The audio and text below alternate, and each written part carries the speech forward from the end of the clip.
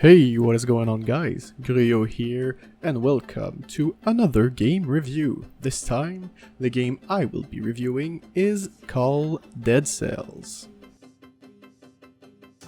Alright, so let's get started. Dead Cells is a game created by Motion Twin. It was released on August 7th, 2018. From their website, deadcells.com, Dead Cells is a roguelike, Castlevania-inspired action platformer, allowing you to explore a sprawling, ever-changing castle, assuming you're able to fight your way past its keepers. To beat the game, you'll have to master 2D Souls-like combat with the ever-present threat of permadeath looming. No checkpoints, kill, die, learn, repeat. Dead Cells is playable on PC, Xbox One, PS4, and Nintendo Switch.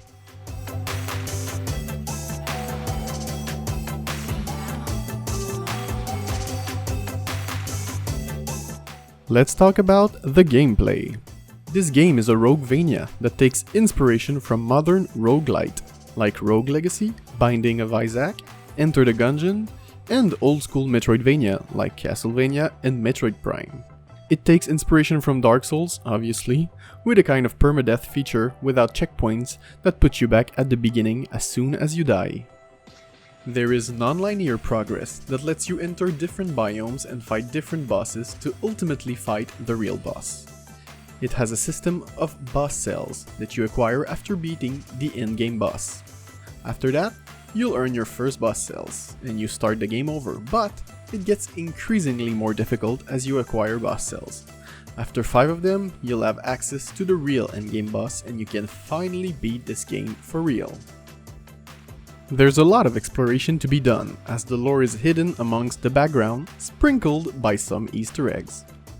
There's also a lot of weapons to choose from that let you build your character the way that you want to play. There's brutality, tactics, or survival. For people that are looking for a more casual experience, the permadeath feature can be a real deterrent that blocks you from playing this game. Also, this game is kind of a hack and slash, so there's not a lot of strategy involved, apart from the blocking. Because of this, each run you do can be a lot like the other and be a little bit repetitive. For these reasons, I will give the gameplay a score of 7.5 out of 10.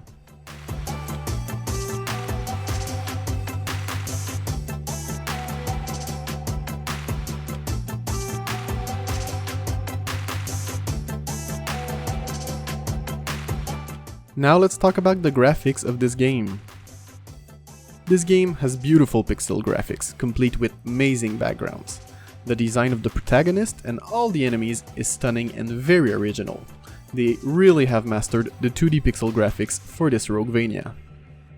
For people that dislike pixel and 2D graphics, it's obviously not a game for you since it's the main appeal, graphic-wise, of this game. For these reasons, I will give the graphic a score of 8 out of 10.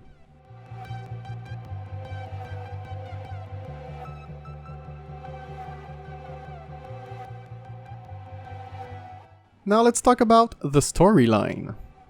For this game, there is a lot of hidden lore in each of the biomes. Each boss has its own lore. The main lore of this game is called the Malaise. The Malaise, also known as the Plague, Infection, Green Poison, is the virus that has been infecting the world where the game is taking place. The lore is not explicitly told anywhere in this game, so you really have to search for it and you can completely miss it.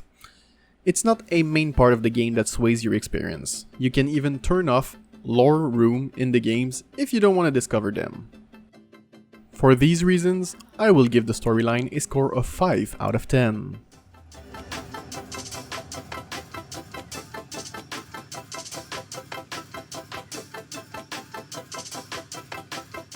Let's talk about the length of the game. This Metroidvania is almost endless with the replayability of the roof. You can easily sink hundreds of hours to try to beat this game. You can spend a lot of time just to collect every weapons, shields, and outfits that are in this game. I was really searching for a con about the length of the game, but since you can play almost endlessly and sink hundreds of hours for just one single purchase, I don't think there's anything bad about this part of the game. For these reasons, I will give the length a score of 9 out of 10.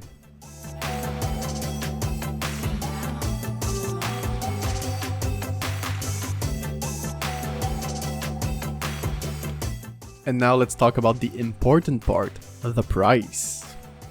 This game is $29.99 Canadian dollars or $24.99 US dollars. So this game is an incredible value for the replayability. You can spend more than hundreds of hours of gameplay, fun, and adrenaline just for the single price of $30. The ratio of value and time invested in it is amazing, and it's definitely worth the money. For someone who is low on money, it can be a bit expensive as a one-time payment. I think for you it's best to wait for a sale, as the game is regularly on sale with a 40 or even 50% discount. For these reasons, I will give the price a score of 7.5 out of 10.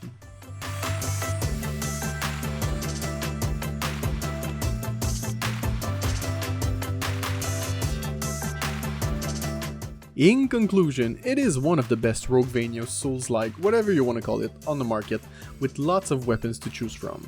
With beautiful pixel graphics and a great soundtrack at that, it can distract you from some little bugs on the run that can be a little similar from your last one. Although there's some lore from this game, you can entirely miss it if you don't look for it. The game is almost endless and you can sink more than hundreds of hours into this game, and only for $29.99 Canadian or $24.99 US. I really think it's worth it in my opinion. With all of this said, my personal score for this game is an 8.5 out of 10. And now for the final decision. I think this game is great, and for me it is a definite buy it.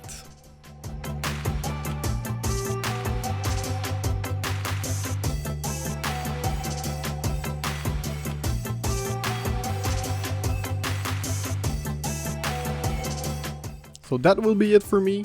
Thank you guys so much for watching. If you have any suggestion on which game you want me to review, I will happily read all of your comments. And if you want to see more of these games review, don't forget to leave a like, comment, and obviously subscribe. That will help me a lot. So, once again, thank you guys so much for watching, and as always, I will see you later. Bye bye.